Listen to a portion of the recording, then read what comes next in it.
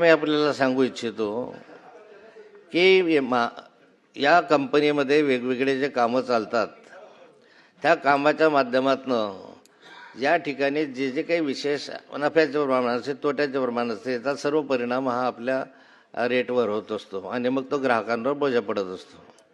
मी एक पत्र आपल्याला दिलेलं आहे याच संदर्भामधलं की या कंपनीमध्ये जनरेशन कंपनीतलं एक पत्र आहे भुसावळ नगरचं की त्यामध्ये साधारणतः पहिलं पत्र आहे 150 कोटी रुपयाचा आर्थिक गैरव्यवहार झाल्याचं आणि दुसरं पत्र आहे 300 कोटी 350 कोटी रुपयाचा गैरव्यवहार झाल्याचं आणि हे पुराव्यानिशी दिलेलं आहे.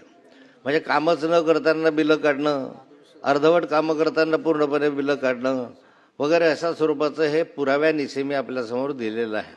माझा प्रश्न असा आहे की एका थर्मल पॉवर स्टेशनमध्ये जर 300 कोटी रुपयाचा गैरव्यवहार हा पुराव्यानिशी दिसत असेल तो वर्षभरातला का 1.5 वर्षातला मला माहिती नाही, तर अशा 7 सबस्टेशन आपल्याकडे आहे, 7 जनरेशन प्लॅन्ट आहे.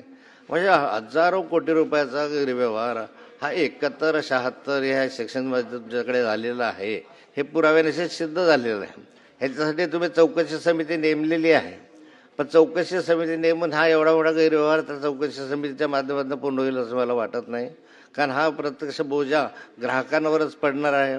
आणि म्हणून माझी विनंती आहे की मी जे काही पत्र आपल्याला देतो आहे आता अधिक देतो आहे, अधिक दिलेले आहे, याच संदर्भामध्ये SIT नेमून या शेकडो कोटी रुपयाच्या गैरव्यवहाराची आपण चौकशी करणार आहात का?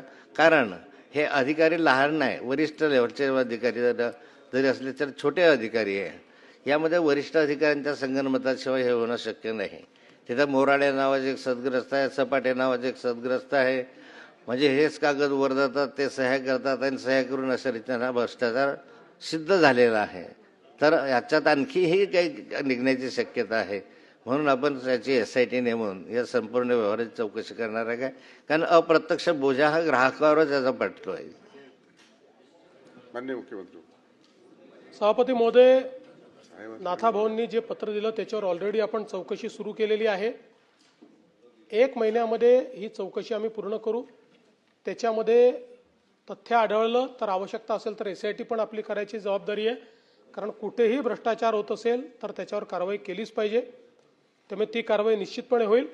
फक्त मला नाथाभाऊ या निमित्ताने हेही लक्षात आणून द्यायचं आहे की आपल्या जेन्कोने जर आपण गेल्या 3 वर्षात जेन्कोने निर्मित केलेली वीज बघितली तर आतापर्यंतच्या जे काही आपल्या ट्रेंड्स आहेत त्याच्यामध्ये सर्वात स्वस्त वीज ही जेन्कोने तयार केलेली आहे. प्लांट लोड फॅक्टर हाही ऐतिहासिक वाढलेला आहे आपला. तथापि अशा पद्धतीनं वाढत असतानाही कुठे जर भ्रष्टाचार होत असेल तर त्याच्यावर कारवाई केलीच पाहिजे. त्यामुळे 1 महिन्यामध्ये तुम्ही जे सांगितलेलं आहे त्याची चौकशी पूर्ण करू आणि त्यात जे काही तथ्य आढळेल त्याच्यावर आवश्यकता असेल तर SIT पण करू.